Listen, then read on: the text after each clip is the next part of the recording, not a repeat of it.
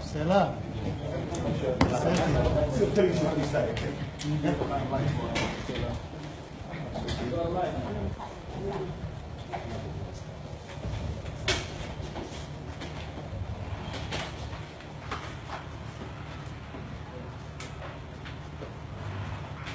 Biar mana?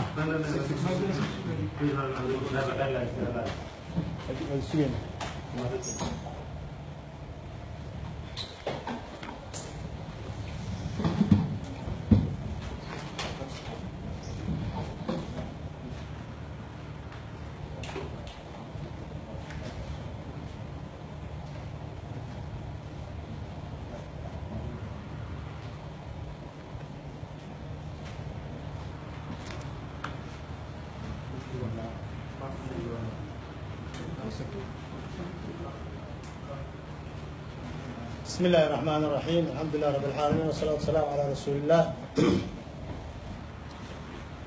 وصحافة كان مانت أرتبنا وحساب سيهاي dhacdadii foosha xumeed ee maanta ka dhacday golaha shacabka oo ay u geystaan guddoomiyihii mooshinka laga keenay iyo ku-xigeenkiisii labaad, taas oo ku xadgudub sharci ah oo wax horey noo soo marina aan ahayn.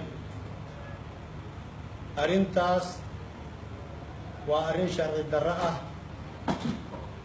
qofka marka la soo eedeeyo waxaa xaq loogu leeyahay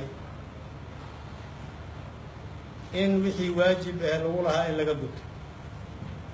guddoomiyaha mooshinka laga keenay ee kalsooni kala noqoshada xildhibaanada ay ka keeneen wuxuu ku xadgudbay dastuurka dalka u yeelay ee xoreysaadka golaha shacabka, taas oo maanta golihii shacabka ay la yimaadeen ciidan oo ay ku qabsadeen, taas oo ay ku khalkhalgeliyaan xildhibaanada qaranka ee waajibaadkooda dastuuriga ahaa maanta u yimid golaha shacabka, ayaga oo diidan inay u hoggaansamaan sharciga noo degsan.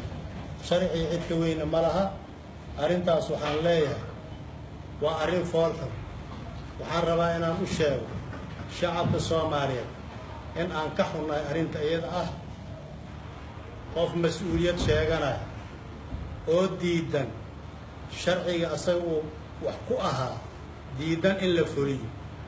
waxaan u sheegayaa shacabka Soomaaliyeed inay ogaadaan wixii horey loo sheegi jiray oo la dhihi jiray sharcigaa la diidan yahay. maanta waxaad og tihiin in sharciga uu diidan yahay, in loo hoggaansamana uu diidan yahay, uunu ka xadgudbay sharciga noo degsan. waxaan u sheegayaa beesha caalamka inay ogaadaan ku xadgudubka sharci darrada ah maanta uu sameeyey guddoomiyaha laga keenay kalsooni kala noqoshada ee xildhibaanada ay ka keeneen iyo guddoomiye ku-xigeenkiisa labaad. waxaa kaloo la sheegayaa madaxweynaha qaranka u soo jeedinaya iyo hay-adaha dastuuriga ah inay dib u eegaan arrimaha dhacay maanta, tallaabo sharcina laga qaado. waana mahadsantihiin.